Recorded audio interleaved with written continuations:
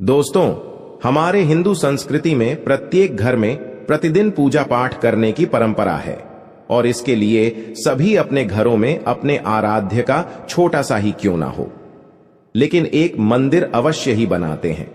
नियमित पूजा पाठ करने से न केवल मानसिक शांति मिलती है बल्कि पूरे घर में सकारात्मक ऊर्जा भी व्याप्त हो जाती है। परंतु यह बात भी सच है कि पूजा पाठ करने के कुछ नियम भी होते हैं जिन्हें यदि हम नजरअंदाज कर देते हैं तो हमें हमारी पूजा का पूरी तरह से फल प्राप्त नहीं होता। पूजा करने के नियम प्राचीन काल से ही चले आ रहे हैं, जो कि एक ठोस धरातल पर आध्यात्मिक और वैज्ञानिक दोनों ही दृष्टिकोण से ध्यान में रखकर बनाए गए हैं। इसलिए हमें इन नियमों को बिल्कुल भी अनदेखा नहीं करना चाहिए। ऐसा ही एक महत्वपूर्ण नियम है घंटा नाद, यानी कि पूजा करते समय हम जब घंटी बजाते हैं उसे बजाने के लिए शास्त्रों में कुछ नियम निर्धारित किए गए हैं। शास्त्रों में देवताओं के सामने घंटी बजाने का बहुत अधिक महत्व बताया गया है, जिसे हम इस कृष्ण श्लोक के द्वारा समझ सकते हैं। आगम अर्थम तु देवानाम, गमन अर्थम तु राक्षससाम, घन्नत्ता रावम, करोम्य अदो देवता आह्वाना लांछनम। इसका अर्थ है कि घंटी बजाने से देवताओं का आगमन और राक्षसों का गुमान होता है, और जो घंटियां राक्षसों से हमारी रक्षा करती है उसे हमारा नमन है। तो चलिए दोस्तों, जान लेते हैं कि पूजा करते समय जब हम घंटी बजाते हैं तो उसके पीछे क्या कारण है, घंटी को बजाने के क्या नियम है, और पूजा के वक्त घंटी बजाते समय होने वाली गलतियां कौन सी है जो हमें भूलकर भी नहीं करनी चाहिए। दोस्तों, क्या आपने कभी अपने घर के मंदिर में रखी हुई घंटी को ध्यान से देखा है? अगर आप ध्यान से देखेंगे तो आपको घंटी के ऊपरी हिस्से पर, यानी जहां से हम इसे पकड़ते हैं, उस पर गरुड़ बना हुआ दिखाई देता है। अंततः घर पर जो हम घंटी इस्तेमाल करते हैं उसे गरुड़ घंटी कहा जाता है। पूजा करते समय गरुड़ घंटी का उपयोग भगवान को आमंत्रित करने अर्थात भगवान का आवाहन करने के लिए किया जाता है, जिससे एक सुंदर ध्वनि से भगवान का आवाहन करने का आभास होता है। जब हम विधि विधान से पूजा करते हैं तो उसमें घंटी का उपयोग अवश्य रूप से करते हैं। पूजा संपन्न होने पर आरती करते समय विशेष रूप से घंटा नाद होना चाहिए, नहीं तो हमारी पूजा आदि अधूरी मानी जाती है। परंतु हम में से अधिकांश लोग इसे मात्र एक सामान्य प्रक्रिया मानते हैं और पूजा करते समय घंटी बजाना भूल जाते हैं। तो आइए जानते हैं उन नियमों के बारे में। मतलब आज की वीडियो पूरी तरह से आपके प्रश्नों पर आधारित है, जिनका उत्तर मैं आपको शास्त्रों के अनुसार देने का पूरा प्रयास करूंगा। तो वीडियो को पूरा जरूर देखें, और अगर आपको आज की वीडियो अच्छी लगे तो इसे लाइक जरूर कीजिए। जय मां लक्ष्मी आपके इस वीडियो को जो भी लाइक और चैनल को सब्सक्राइब करें उसके जीवन में कभी भी धन की कमी ना होने देना। दोस्तों, हमारे प्राचीन शास्त्र की मान्यता है कि सृष्टि के निर्माण के समय सबसे पहले जो बड़ी सी ध्वनि निकली थी वह घंटी की आवाज के समान सुनाई दी थी।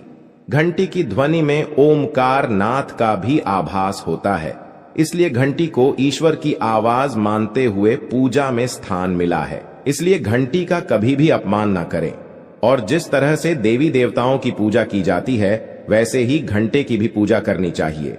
दूसरी बात, घंटी को प्रणाम करके ही उसे बजाना चाहिए। बिना प्रणाम किए घंटी बजाना अच्छा नहीं माना जाता। दोस्तों, आपने अक्सर यह महसूस किया होगा कि पूजा करते समय जैसे ही घंटी बजाई जाती है तो पूरे घर के साथ साथ संपूर्ण वातावरण शुद्ध और पवित्र सा हो जाता है और चारों ओर सकारात्मकता फैल जाती है।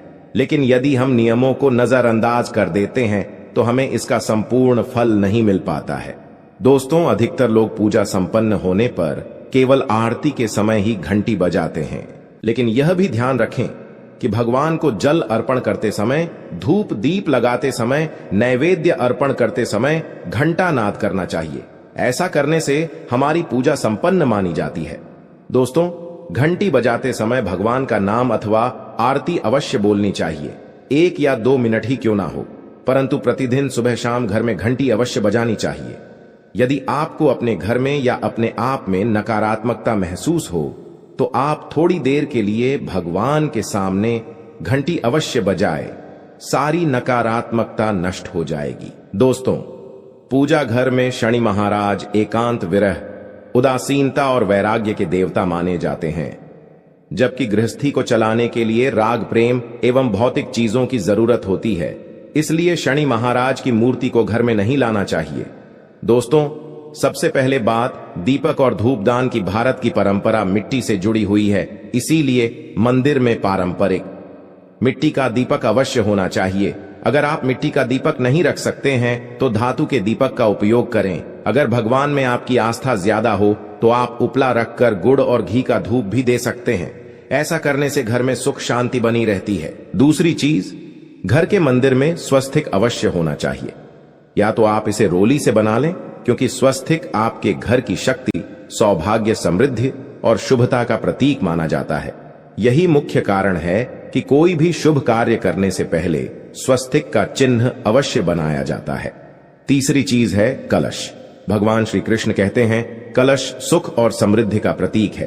अपने मंदिर में रोली कुमकुम से स्वस्तिक बनाकर उस पर मंगल कलश अवश्य रखें। ऐसा करने से घर में सदैव समृद्धि बनी रहती है और ऐश्वर्य की प्राप्ति होती है। चौथी चीज, बहुत ही कम लोग जानते हैं कि शंख की उत्पत्ति समुद्र से निकले 14 रत्नों के साथ हुई थी। इसी कारण से शंख मां लक्ष्मी को अत्यंत प्रिय है। शंख की ध्वनि से सकारात्मक ऊर्जा का भी संचार होता है, इसीलिए मंदिर में शंख अवश्य होना चाहिए। शंख के घर में उपस्थिति से मां लक्ष्मी भी प्रसन्न होती है और उस घर में कभी भी धन की कमी महसूस नहीं होती। पांचवी चीज, मंदिर में आपने घंटी अवश्य देखी होगी, क्योंकि घंटी को शुभ माना जाता है। इसीलिए जब जब घर के मंदिर में घंटी की आवाज होती है, वहां का वातावरण शुद्ध और पवित्र बनता है।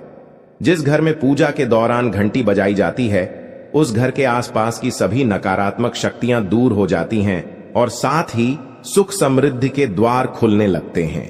तो यह हैं वे वस्तुएं जिन्हें घर के मंदिर में जरूर रखनी चाहिए। आइए अब जान लेते हैं कि घर के मंदिर में कौन सी चीजें कभी नहीं रखनी चाहिए। सबसे पहली चीज, गणेश जी की मूर्ति। घर में कभी भी गणेश जी की मूर्ति 3 अथवा 5 ऐसी विषम संख्या में ना रखें। अपने मंदिर में गणेश जी की केवल 2 मूर्तियां रखें, इसे शुभ माना जाता है। अगर आप अपने मंगल की कामना करते हैं तो गणेश जी की मूर्ति मुख्य द्वार पर अंदर की तरफ मुख करके लगा ले। कई लोग ये गलती करते हैं कि मुख्य द्वार पर गणेश जी की मूर्ति बाहर की ओर मुख करके लगा देते हैं, जिससे उन्हें काफी नुकसान का सामना करना पड़ता है। अगर आप चाहे तो मुख्य द्वार के दोनों ओर लगा दें या फिर मुख्य द्वार के अंदर की ओर लगाइए, लेकिन बाहर की ओर कभी भी नहीं लगानी चाहिए। दूसरी चीज, टूटे हुए चावल। अपने मंदिर में कभी भी टूटे हुए चावल ना रखें। इसके साथ ही पुराने चढ़ाए हुए चावल अधिक समय तक ना रखें। यह नकारात्मक ऊर्जा फैलाते हैं। यह बात भी ध्यान रहे कि आप मंदिर में रखने वाले चावलों का इस्तेमाल हल्दी में भिगोकर ही करें, इससे अधिक शुभ परिणाम मिलेंगे। 3 पूर्वजों की तस्वीरें। इसके साथ ही अगर आपके घर के मंदिर में पूर्वजों की तस्वीरें रखी हुई हैं तो उन्हें तत्काल बाहर निकाल दें। ये आपके परिवार के लिए काफी अशुभ है। धर्म ग्रंथों के अनुसार पूर्वज पूजनीय है, लेकिन वह देवताओं के बराबर नहीं है। इसलिए अपने पूजा घर में कभी भी मृत परिजनों की तस्वीरें ना रखें। ये आपके लिए अशुभ संकेत है। इसके परिणाम भी काफी घातक हो सकते हैं और मंदिर का वातावरण भी नकारात्मक हो सकता है। इसके अलावा अगर आप किसी साधु संत को मानते हैं तो उनकी तस्वीर भी घर की किसी दीवार पर लगाएं। उसे पूजा घर में भूल से भी ना रखें। ये घर के वातावरण को नकारात्मक बनाता है। इसके साथ ही महाकाली, काल भैरव की मूर्तियां भी पूजा घर में नहीं रखनी चाहिए। और हां दोस्तों, ध्यान रहे कि मां लक्ष्मी के खड़े स्वरूप की पूजा मत कीजिएगा, क्योंकि मां लक्ष्मी हमेशा बैठी हुई मुद्रा में होती है, इसलिए उनके बैठे हुए स्वरूप को ही पूजना सही है। चलिए दोस्तों, अब हम आपको बताते हैं उन अति महत्वपूर्ण चीजों के बारे में जो आपके पूजा घर में होनी ही चाहिए। धर्म ग्रंथों में इन चीजों को अत्यधिक पवित्र और खुशहाली के साथ साथ समृद्धि का प्रतीक माना गया है। ये चीजें आपको खुशियों की चौखट पर खड़ा करती है, इसलिए ये आपके मंदिर में होनी ही चाहिए।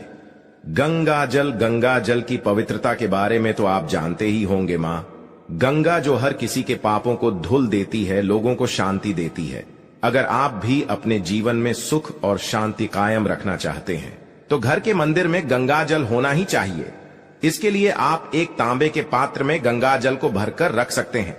ये आपके परिवार में सुख शांति का प्रतीक है, जो घर की पवित्रता को भी बनाए रखता है। इसलिए कभी भी प्लास्टिक की बोतल या अपवित्र बर्तन जैसे स्टील या लोहे के बर्तनों में गंगा जल नहीं रखना चाहिए। ये अशुभ होता है। और अगर आप महालक्ष्मी को प्रसन्न करना चाहते हैं तो पूजा करते समय मां लक्ष्मी को कमल का फूल चढ़ाएं। मां लक्ष्मी कमल के फूल पर ही विराजमान रहती है। उन्हें बेहद प्रिय होता है क्योंकि ये कीचड़ से निकलकर भी दुनिया में खूबसूरती और पवित्रता बिखेरता है। इसलिए माता लक्ष्मी की पूजा करते समय कमल का फूल जरूर चढ़ाना चाहिए। ऐसा करने से कई गुना लाभ आपको मिलेगा। दोस्तों, इस दिवाली ध्यान रहे कि आप दीपक से दीपक ना जलाइए। शास्त्रों के अनुसार जो व्यक्ति दीपक से दीपक जलाता है वो रोगी होता है। ऐसा करने से रोग भी परिवार में पनपते हैं। इसलिए कभी भी दीपक से दीपक नहीं जलाना चाहिए। साथ ही मंदिर में एक घी का और एक तेल का दीपक जरूर जलाइए। ये आपको समृद्धि देगा। घी का दीपक दाईं तरफ और तेल का दीपक बाईं तरफ जलाने से समृद्धि बरकरार रहती है। इसके अलावा घंटा, धूपदानी, गंगा जल जैसी चीजों को बाईं तरफ रखना शुभ होता है। उम्मीद है दोस्तों आप ये समझ गए होंगे कि मंदिर में क्या रखना है और क्या नहीं रखना है। वीडियो पसंद आई हो तो वीडियो को लाइक करके शेयर कर दीजिए।